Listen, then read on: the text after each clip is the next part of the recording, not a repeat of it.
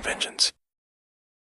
5 refus en 7 jours. J'ai compté parce qu'à un moment, on commence à tenir les comptes quand quelqu'un vous fait sentir que demander un minimum d'affection à votre propre femme, c'est comme exiger l'impossible. Mardi matin, j'ai tendu la main pour l'attirer contre moi. Elle s'est raidie comme si j'avais touché une plaque brûlante et a marmonné quelque chose à propos d'être en retard pour le travail. Mercredi soir, j'ai essayé de lui prendre la main pendant un film. Elle a soudain eu un besoin urgent de vérifier son téléphone, qui a duré tout le film. Jeudi, je me suis penché pour un baiser d'au revoir. Elle a tourné la joue et s'est précipitée dehors comme si notre maison était en feu. Vendredi, je n'essayais même plus. Mais apparemment, ma simple présence dans la même pièce l'obligeait à trouver des excuses pour partir. Et ce matin, samedi, quand je lui ai simplement demandé si elle voulait un café au lit comme on le faisait tous les week-ends depuis 3 ans, elle m'a regardé comme si j'avais proposé quelque chose de répugnant. Je ne suis plus vraiment du matin, a-t-elle dit sans croiser mon regard. Quand ma femme a-t-elle cessé de pouvoir me regarder, je suis resté là, dans notre cuisine, tenant 2 tasses de café. Elle a regardé scroller sur son téléphone avec la concentration de quelqu'un menant une recherche importante. La lumière du matin a accroché son alliance. Et l'espace d'un instant, je me suis demandé si elle se souvenait de ce qu'elle signifiait. C'est alors que quelque chose s'est déclenché. Pas une révélation dramatique, ni une crise émotionnelle. Juste une prise de conscience claire et simple. J'en avais fini d'être le seul à essayer dans ce mariage. J'en avais fini d'être traité comme un parasite dans ma propre maison. J'en avais fini de quémander des miettes d'attention de quelqu'un qui ne daignait même pas croiser mon regard. J'ai posé les 2 tasses sur le plan de travail avec plus de force que nécessaire. Elle a levé les yeux. Surprise! Tu sais quoi? Tu as absolument raison. Tu n'es plus du matin. J'ai attrapé mes clés dans le bol près de la porte. En fait, ne t'inquiète plus d'être quoi que ce soit avec moi. Problème résolu. Son air confus était presque comique. Presque. Où vas-tu? On devait faire des courses ensemble aujourd'hui. Je me suis retourné, et pour la première fois en semaine, elle me regardait vraiment. Trop peu. Trop tard. Non. Parce que, d'après ce que je vois, faire des courses ensemble impliquerait que tu reconnaisses mon existence plus de 30 secondes d'affilée. J'ai ouvert la porte. Ne m'attends pas. En fait, n'attends rien du tout. Ça semble être ta spécialité. De toute façon, j'ai passé la journée à conduire, à réfléchir. Pas sur ce que j'avais fait de mal ou comment réparer les choses, pas sur des gestes romantiques. La thérapie de couple ou les solutions habituelles qu'on suggère quand un mariage traverse une mauvaise passe. J'ai pensé à ce que je voulais dans ma vie, et si je l'obtenais, la réponse était simple. Je voulais me sentir désiré. Je voulais rentrer chez moi auprès de quelqu'un heureux de me voir. Je voulais toucher ma femme sans avoir l'impression de commettre un crime. Des choses simples. Des choses que j'avais autrefois. Quand je suis rentré ce soir-là, elle préparait le dîner. Elle a levé les yeux quand je suis entré, et je pouvais voir les questions dans son regard. Une légère incertitude. Bien. Peut-être qu'elle commençait à faire attention. Ça sent bon. Le dîner. Ai-je dit en prenant une bière dans le frigo. J'ai fait ton plat préféré. A-t-elle dit d'une voix prudente, réfléchie. Je me suis assis au comptoir, mais pas à ma place habituelle à côté d'elle. J'ai choisi le siège à l'autre bout de la cuisine, créant de la distance. Bien que je sois surpris que tu te souviennes de ce que j'aime, elle a arrêté de remuer ce qu'il y avait dans la poêle. Qu'est-ce que ça veut dire? Rien. Juste une observation. J'ai pris une gorgée de bière. L'observant par-dessus la bouteille, ça fait un moment que tu ne fais plus attention à ce que j'aime, ou ce que je veux, ou ce dont j'ai besoin. Ce n'est pas juste... J'ai presque ri. D'accord. Parlons de juste. Est-ce juste que je me sente comme un étranger dans mon propre mariage? Est-ce juste que je doive me demander ce que j'ai fait de mal chaque fois que j'essaye de toucher ma propre femme? Est-ce juste que tu traites le facteur avec plus de chaleur que tu ne m'en montres? Elle s'est tournée pour me faire face. Cuillère en bois toujours en main. Tu es dramatique. Vraiment. Quand m'as-tu embrassé pour la dernière fois? Vraiment embrassé. Pas juste un baiser sur la joue en te précipitant dehors. Silence. Elle ne pouvait pas répondre. Car elle ne s'en souvenait pas. Moi non plus. Quand as-tu initié un contact physique pour la dernière fois? Quand as-tu semblé heureuse de me voir rentrer à la maison? Quand as-tu agi comme si tu avais envie d'être mariée avec moi, plutôt que de simplement faire semblant? Encore du silence. Mais cette fois, je pouvais voir qu'elle réfléchissait. Peut-être même qu'elle se souvenait. J'ai fini ma bière et me suis levé. Je vais te rendre ça très simple. Tu n'as plus à t'inquiéter que j'essaye. Tu n'as plus à trouver des moyens créatifs pour m'éviter, me rejeter ou me faire sentir que je te dérange. Considère-moi officiellement en retrait. Qu'est-ce que ça veut dire? Je me suis arrêté à la porte de la cuisine. Ça veut dire que tu as ce que tu voulais. La liberté totale de ne plus avoir à gérer un mari affectueux. Félicitations. Je suis monté à l'étage, la laissant là avec sa cuillère en bois et sa confusion. Pour la première fois en des mois, j'avais l'impression de reprendre un peu de contrôle. Pas sur elle, mais sur moi-même. Sur ma propre dignité. Je n'allais plus supplier personne de m'aimer, pas même ma propre femme. La semaine suivante a été fascinante. Pas douloureuse, mais fascinante. comme observer une expérience scientifique se dérouler. J'avais établi de nouvelles règles pour moi-même. Et j'allais les suivre religieusement. Lundi matin est arrivé avec sa routine habituelle. Sauf que je n'ai pas tendu la main vers elle en me réveillant. Je me suis levé, douché. J'ai fait mon propre café et je suis parti au travail sans la tentative habituelle d'au revoir qui se terminait généralement par son esquive. À la place. J'ai juste crié. Je pars au boulot. Depuis la porte d'entrée et je suis parti. Quand je suis rentré ce soir-là, elle était dans le salon, en train de lire. Elle a levé les yeux, s'attendant visiblement à ce que je vienne l'embrasser ou lui demander comment s'était passée sa journée, à la place. J'ai hoché la tête poliment et je suis allé directement à la cuisine pour me préparer à dîner. « Comment était ta journée » a-t-elle appelé après quelques minutes. « Bien », ai-je répondu, sans élaborer. Pas de détails sur le projet difficile au travail, pas d'anecdote amusante sur un collègue, pas de tentative pour l'engager dans une conversation. Juste « Bien ». Mardi, Berthe a apporté le premier test. Elle avait besoin d'aide pour déplacer des meubles dans la chambre d'amis. L'ancien moi aurait tout lâché pour aider, probablement en faisant des blagues et en essayant d'en faire une activité amusante à deux. Le nouveau moi a levé les yeux de mon livre et a dit « D'accord, mais je suis occupé pour l'instant. Peut-être ce week-end. » La surprise sur son visage valait le coup d'œil. Elle était habituée à une obéissance immédiate, à ce que je sois toujours disponible quand elle avait besoin de quelque chose, tout en ne me donnant rien en retour. « Mais ça ne prendra que quelques minutes. » a-t-elle insisté. Je suis sûr que oui. Ce week-end me convient mieux. Je suis retourné à ma lecture, comme si la conversation était terminée. Mercredi soir. Elle a essayé une autre approche. Elle a préparé un dîner pour nous deux, dressé la table avec des bougies, et même mis de la musique. Quand je suis entré et que j'ai vu la mise en scène, j'ai presque souri. Presque. Ça a l'air sympa, ai-je dit en m'asseyant. Mais je n'ai pas fait l'éloge de ses efforts, ni cherché à y voir plus que ce que c'était. J'ai mangé. Complimenté la nourriture sincèrement mais brièvement. Et quand elle a commencé à parler de sa journée, j'ai écouté poliment sans poser de questions de suivi ou essayer de relier ça à quelque chose qu'on pourrait faire ensemble. « Tu es bizarre », a-t-elle dit à mi-chemin du dîner. « Comment ça ? Tu es juste différent, distante. » J'ai posé ma fourchette et l'ai regardée directement. « Je te donne exactement ce que tu as demandé. De l'espace. Pas de pression, pas d'attention non désirée. Je n'ai jamais demandé ça. Vraiment. Chaque fois que tu t'éloignais quand j'essayais de te toucher. Chaque fois que tu évitais de me regarder, chaque fois que tu trouvais une excuse pour quitter la pièce quand j'entrais. Les actions parlent plus fort que les mots. » Elle a ouvert la bouche pour argumenter, puis l'a refermée. Bonne décision. Jeudi a apporté un autre développement intéressant. Elle est rentrée avec des courses et a lutté avec plusieurs sacs à la porte. Normalement, je me serais précipité pour l'aider. À la place.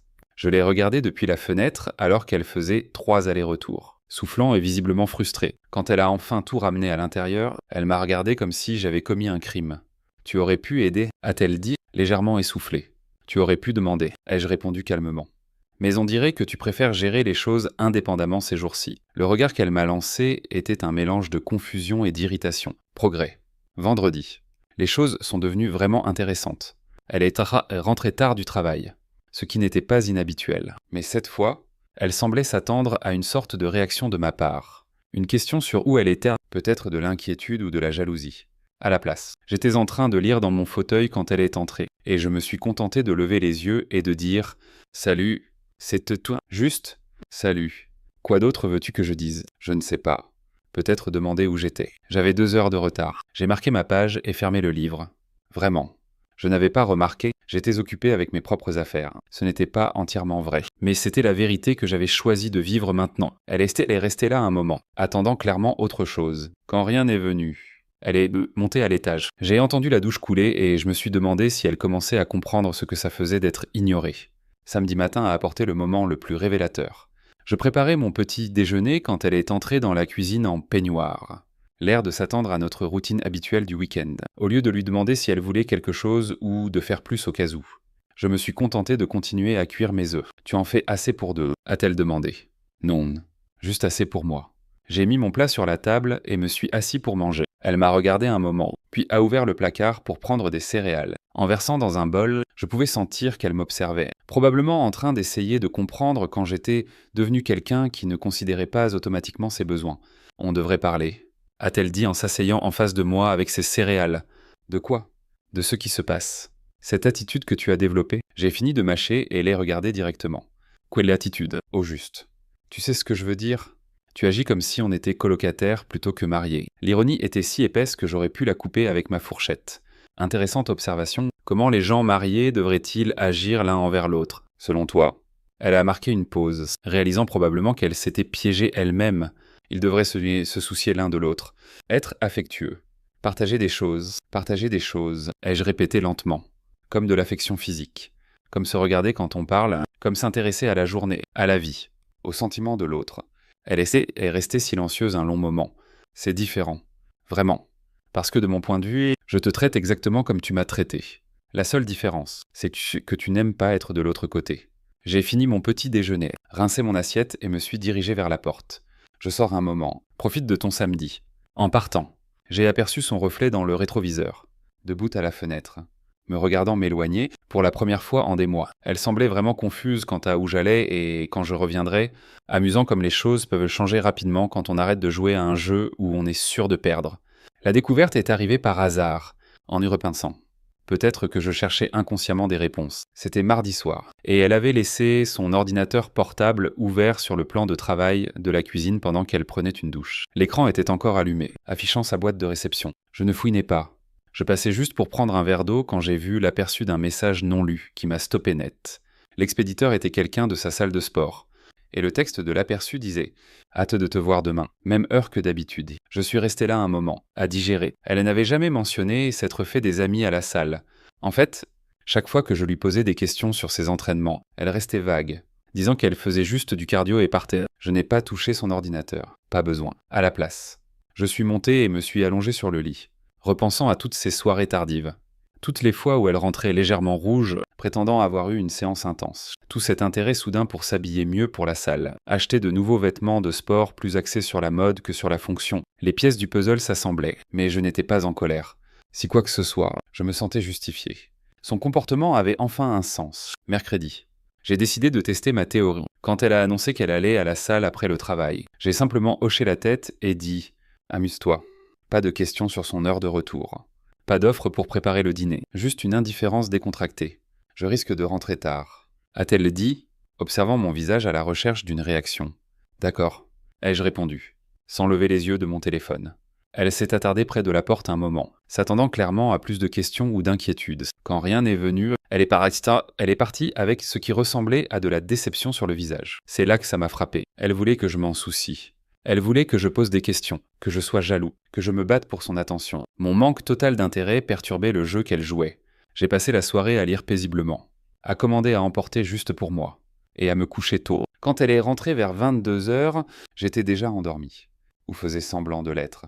Jeudi a apporté plus de preuves. Son téléphone a sonné pendant le dîner, et elle a rapidement refusé l'appel, mais pas avant que je voie le nom à l'écran. La même personne de l'email de la salle. Un appel du travail. Ai-je demandé nonchalamment. Mauvais numéro. A-t-elle dit, évitant mon regard. L'ancien moi aurait insisté pour avoir des détails. Aurait été suspicieux et aurait déclenché une dispute. Le nouveau moi a juste hoché la tête et continué à manger. Son soulagement était visible. Mais aussi sa confusion face à mon absence de réaction. Vendredi a tout confirmé. Elle est rentrée de son entraînement, portant des vêtements différents de ceux avec lesquels elle était partie. Son explication était qu'elle avait renversé quelque chose sur son haut et avait emprunté quelque chose à une amie à la salle. Plausible. Sauf qu'elle n'avait jamais mentionné avoir des amis à la salle auparavant. C'est gentil de la part de ton amie. Ai-je dit doucement.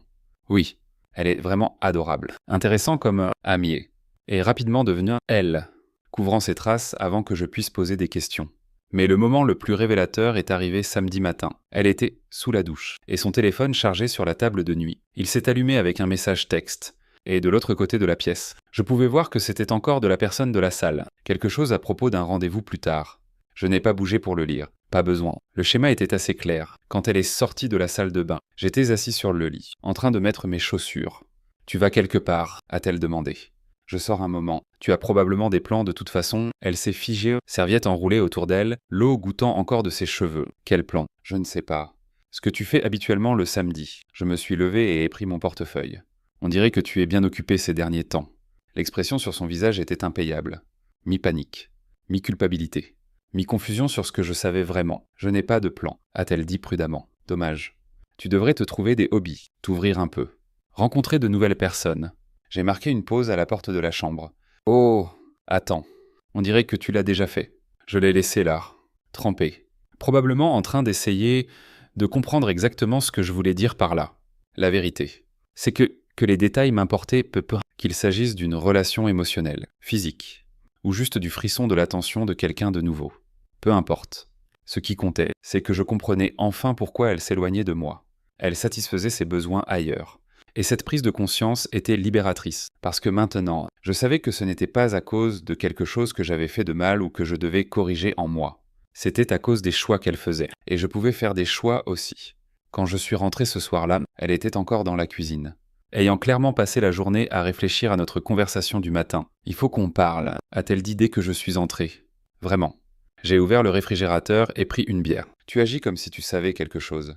J'ai pris une longue gorgée et l'ai regardée directement. Je sais beaucoup de choses. Il faudra être plus précise. La frustration sur son visage devenait familière. Elle n'était pas habituée à me voir aussi calme, aussi contrôlée.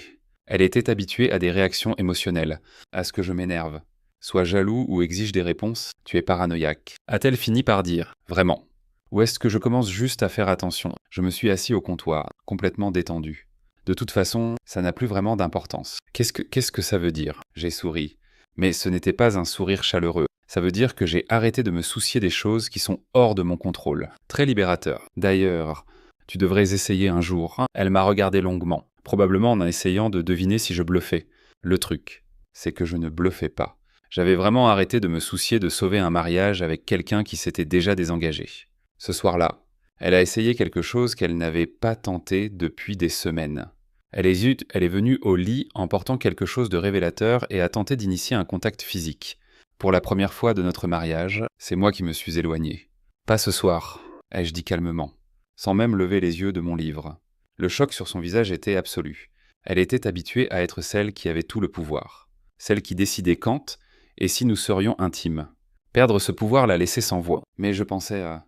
Tu pensais quoi? Que je serais toujours disponible dès que tu déciderais de vouloir de l'attention. J'ai marqué ma page et l'ai regardée. Ces jours-là sont terminés. Tu ne peux pas me rejeter pendant des semaines et attendre que je sois reconnaissant pour des miettes quand ça t'arrange. Elle est restée assise au bord du lit, réalisant probablement pour la première fois que ses actions avaient des conséquences qu'elle n'avait pas anticipées. Lundi matin a apporté la conversation que j'attendais. Elle m'a coincé dans la cuisine avant que je puisse partir au travail, bras croisés. Arborant l'expression de quelqu'un qui avait passé le week-end à rassembler le courage pour une discussion difficile. « Il faut qu'on trouve ce qui se passe entre nous », a-t-elle annoncé. J'ai versé mon café lentement, prenant délibérément mon temps. « Ce qui se passe entre nous. Je pensais que tu avais été assez clair ces dernières semaines. Qu'est-ce que ça veut dire? Ça veut dire que tu m'as traité comme un colocataire que tu tolères à peine. Et maintenant je te rends l'appareil, je pensais que tu apprécierais la cohérence. » Elle s'est déplacée, mal à l'aise. Ce n'est pas ce que je faisais. Je me suis tourné pour lui faire face, appuyé contre le plan de travail avec ma tasse de café. Vraiment. Alors toutes ces fois où tu ne supportais pas que je te touche, toutes ces conversations où tu regardais partout sauf vers moi, ces soirées où tu te souvenais soudain de tâches urgentes dès que j'entrais dans une pièce, c'était quoi exactement? J'étais stressé, le travail a été fou et tu trouvais du réconfort ailleurs. La couleur a quitté son visage. Tir direct. Je ne sais pas de quoi tu parles. J'ai pris une gorgée de café et souri. Pas un sourire agréable. Bien sûr que non. Toutes ces longues séances à la salle avec ton nouvel ami. Le soudain intérêt pour être bien habillé pour les entraînements. Les appels que tu refuses quand je suis là. Elle a ouvert la bouche. Puis l'a refermée. Bonne décision. Voici ce que je trouve fascinant. Ai-je continué? Posant de m'atasser. Tu as passé des semaines à me faire sentir comme un parasite pour vouloir un minimum d'affection de ma propre femme. Mais dès que j'ai arrêté d'essayer, soudain tu t'inquiètes pour notre relation. Ce n'est pas quoi? Juste. Exact. J'ai fait un pas vers elle, et elle a reculé d'un pas. Laisse-moi te poser une question. Quand es-tu rentré de la salle en ayant l'air d'avoir vraiment fait de l'exercice pour la dernière fois? Quand as-tu mentionné le nom de cette amie de la salle? Décris à quoi elle ressemble. Parlez de quelque chose de précis que vous avez discuté pendant vos entraînements. Je n'ai pas à justifier mes amitiés à toi. Amitiés. J'ai répété le mot lentement. Choix de mots intéressant. Bien que je suppose que c'est techniquement exact, je suis sûr que toi et ton copain de salle êtes très amicaux. Elle se mettait en colère maintenant, ce qui signifiait qu'elle se sentait acculeux. Bien, tu es ridicule. Tu crées des problèmes qui n'existent pas, vraiment. Alors prouve-le. Comment? Appelle ton ami de la salle maintenant, mets sur haut-parleur. Discutons tous ensemble des routines de fitness et des shakes protéinés. Le silence s'est étiré entre nous comme un fil sous tension. Elle ne pouvait pas le faire. Et nous le savions tous les deux. Je n'ai pas à prouver quoi que ce soit à toi. A-t-elle fini par dire. Tu as absolument raison, tu n'as pas à le faire. J'ai pris mon café et me suis dirigé vers la porte. Et je n'ai pas à faire semblant de ne pas voir ce qui est juste sous mes yeux. Où vas-tu? Au travail.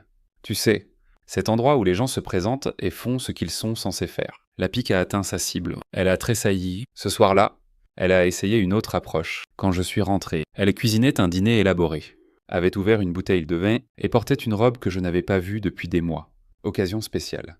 Ai-je demandé en desserrant ma cravate. Je ne peux pas préparer un bon dîner pour mon mari. Tu peux faire ce que tu veux, bien que le timing soit intéressant. Elle m'a tendu un verre de vin. Qu'est-ce que tu veux dire? Je veux dire, hier tu pouvais à peine me regarder, et aujourd'hui tu joues la femme dévouée. C'est tout un spectacle. Sa main s'est crispée autour de son verre de vin. Ce n'est pas un spectacle. Non. Alors qu'est-ce qui a changé entre hier et aujourd'hui? Elle a pris une grande gorgée de vin avant de répondre. J'ai réalisé que je te prenais pour acquis, comme c'est pratique. Et qu'est-ce qui a déclenché cette prise de conscience? Exactement. Quelque chose à la salle, peut-être? Le verre de vin s'est arrêté à mi-chemin de ses lèvres. Pourquoi tu reviens toujours à la salle? Parce que c'est là que tout ton temps libre et ton énergie semblent aller ces jours-ci. Je suis juste curieux de savoir ce qui rend ça si épanouissant. Elle a posé son verre plus fort que nécessaire. Tu es paranoïaque et jaloux. Jaloux. J'ai ri. Et ce n'était pas un son aimable. Tu penses que je suis jaloux. De quoi exactement? Du privilège d'être ignoré. De la joie de dormir à côté de quelqu'un qui agit comme si j'avais la peste. De l'honneur d'être marié à quelqu'un qui ne peut pas attendre de quitter la maison. Ce n'est pas comme ça que tu le vois. Je comprends. Mais voici le truc avec la perspective. Elle change selon l'endroit où on se tient. Et de là où je ne suis pas jaloux. Je suis soulagé. Soulagé. Soulagé de comprendre enfin ce qui se passe, soulagé de ne plus avoir à me demander ce que j'ai fait de mal, soulagé de pouvoir arrêter d'essayer de réparer quelque chose qui a été cassé par les choix de quelqu'un d'autre. Elle m'a regardé longuement. Qu'est-ce que tu dis? Je dis que ta petite amitié à la salle explique tout. Pourquoi tu ne supportes pas que je te touche? Pourquoi tu évites le contact visuel? Pourquoi tu es émotionnellement absente depuis des semaines? Tu satisfais tes besoins ailleurs, donc tu n'as besoin de rien de moi. Tu ne sais pas de quoi tu parles, vraiment. Alors pourquoi tu ne m'expliques pas? Parle-moi de ces entraînements qui te gardent dehors jusqu'à 22 heures. Décris-moi ces conversations sur les shakes protéinés qui sont si captivantes. Peins-moi un tableau de cette amitié si importante que tu ne peux même pas me dire le nom de ton amie. Elle était piégée, et elle le savait. Toute explication détaillée nécessiterait des mensonges qu'elle n'avait pas préparés. Et tout refus d'expliquer confirmerait ce que je soupçonnais déjà. Je ne devrais pas avoir à défendre mes amitiés. Tu ne devrais rien avoir à défendre si c'est innocent. Mais nous y voilà. J'ai fini mon vin et posé le verre. Le dîner sent bon, dommage que j'ai perdu l'appétit. En montant à l'étage, je l'ai entendu m'appeler. Tu gâches tout, tu gâches tout. Je me suis arrêté dans l'escalier et me suis retourné. Je gâche tout. C'est Erich, tu te désengages émotionnellement et physiquement de notre mariage. Tu trouves quelqu'un d'autre pour te donner de l'attention. Et c'est moi qui gâche tout. Ce n'est pas ce qui s'est passé. Alors qu'est-ce qui s'est passé? Éclaire-moi. Elle se tenait en bas des escaliers, me regardant avec des larmes dans les yeux, mais ce n'était pas des larmes de culpabilité ou de remords. C'était des larmes de frustration parce que son jeu ne fonctionnait plus. Je pense qu'on devrait faire une pause, a-t-elle dit doucement. Une pause de quoi? Ça fait des semaines qu'on est en pause. Tu ne t'es juste pas donné la peine de me le dire. Je veux dire une vraie pause. Un peu d'espace pour comprendre les choses. J'ai souri en la regardant. Enfin, une conversation honnête. Oui. Comprenons les choses, comprenons exactement à quel genre de personne je suis marié et quel genre de vie je veux vivre. J'ai continué à monter les escaliers, la laissant là avec son dîner élaboré. Ses larmes et son désir soudain d'espace. Le plus drôle, c'est que j'essayais de lui donner de l'espace depuis des semaines. Elle n'aimait tout simplement pas que j'arrête de la poursuivre à travers cet espace. La pause qu'elle avait demandée a duré exactement 12 heures, mardi matin. Elle était de retour, essayant de m'engager dans une conversation, demandant comment se passait ma journée, proposant de préparer le petit déjeuner. Le changement soudain aurait été amusant s'il n'était pas si transparent. J'ai réfléchi à ce que tu as dit, a-t-elle annoncé pendant que je me préparais pour le travail. Quelle partie? J'ai dit pas mal de choses. À propos de se prendre pour acquis, peut-être qu'on l'a tous les deux fait. J'ai ajusté ma cravate dans le miroir, observant son reflet derrière moi. Théorie intéressante. Comment exactement t'ai-je prise pour acquise? Elle a marqué une pause, n'ayant clairement pas réfléchi aussi loin. Eh bien, peut-être que tu n'as pas été aussi attentif ces derniers temps. Attentif.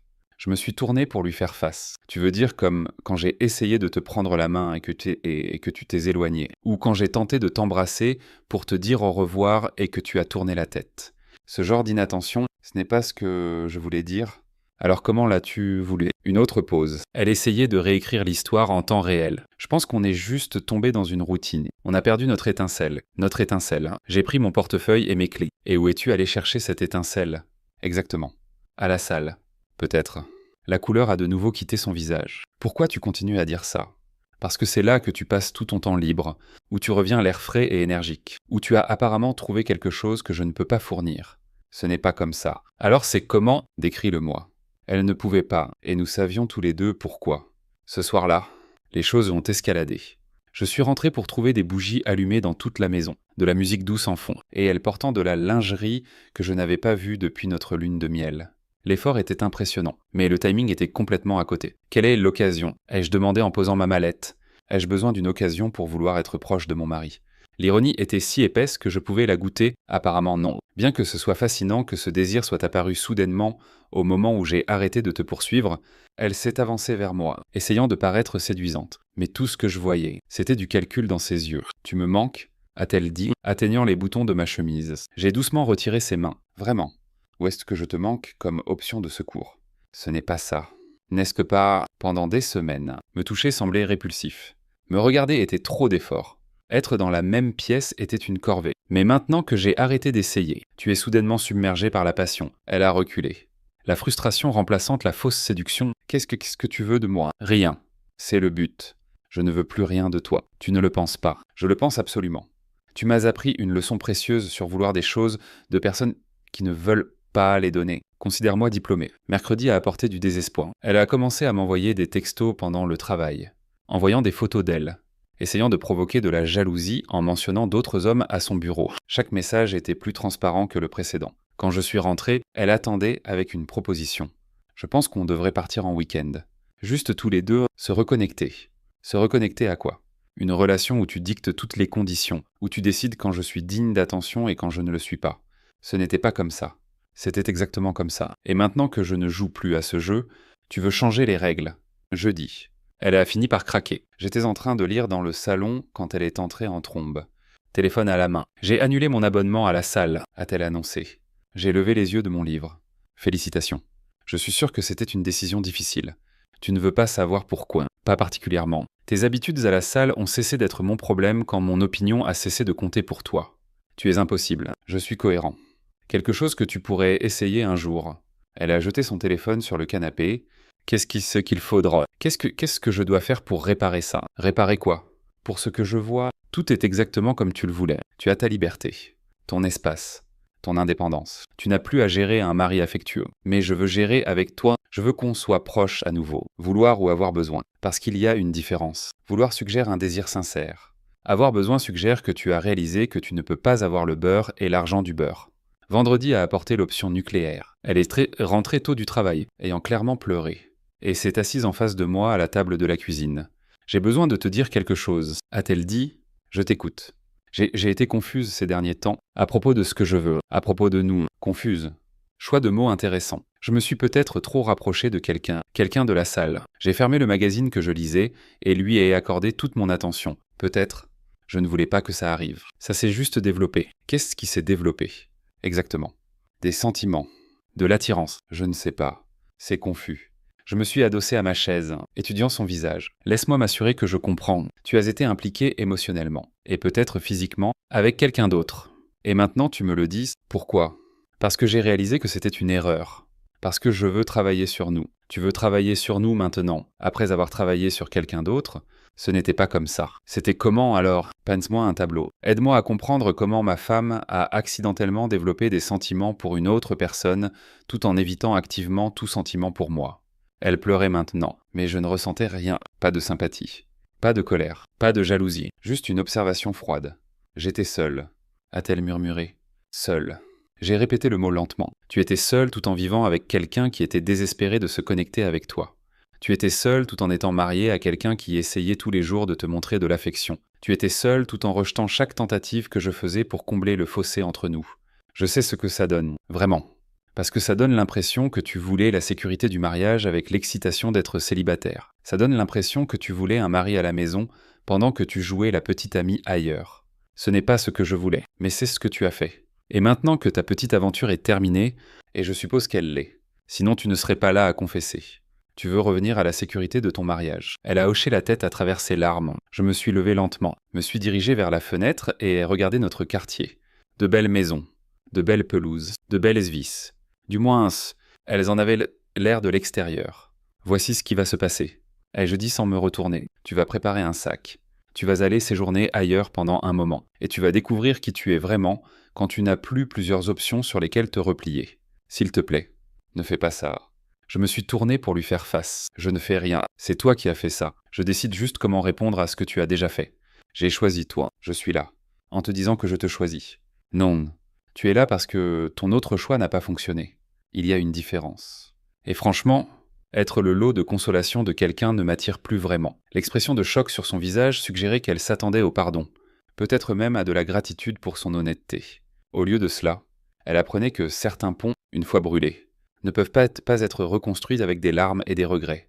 Elle n'a pas préparé de sac ce soir-là. Au lieu de cela, elle a passé le week-end à essayer de négocier, à marchander comme si notre mariage était une affaire commerciale qu'elle pouvait sauver avec la bonne offre. Je ferai n'importe quoi. A-t-elle dit dimanche matin, thérapie. Conseil. Ce que tu veux. Je préparais du café.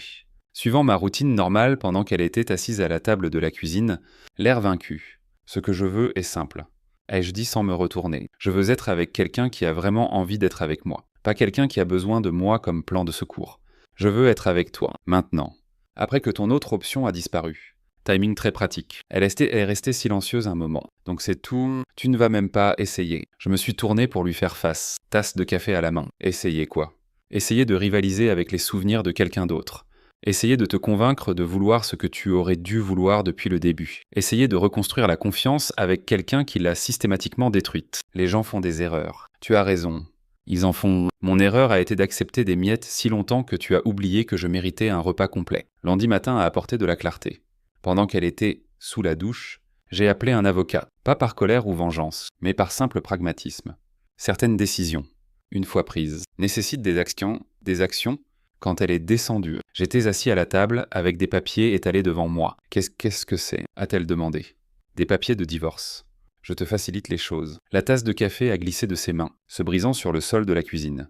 Tu ne peux pas être sérieux. Je n'ai jamais été aussi sérieux de ma vie. Mais je t'ai dit que j'avais fait une erreur. Je t'ai dit que je voulais réparer ça. Et je t'ai dit que certaines choses ne peuvent pas être réparées.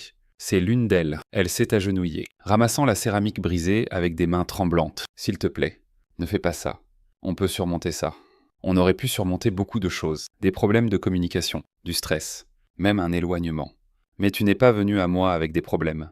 Tu es allé vers quelqu'un d'autre avec des solutions. Ça ne signifie rien. J'ai rassemblé les papiers et me suis levé. Si ça ne signifie rien, alors me perdre ne devrait rien signifier non plus. Ce n'est pas la même chose. N'est-ce pas? Tu as jeté notre mariage pour quelque chose qui ne signifiait rien. Je ne fais que terminer ce que tu as commencé. 3 mois plus tard, je signais les documents finaux dans le bureau de mon avocat.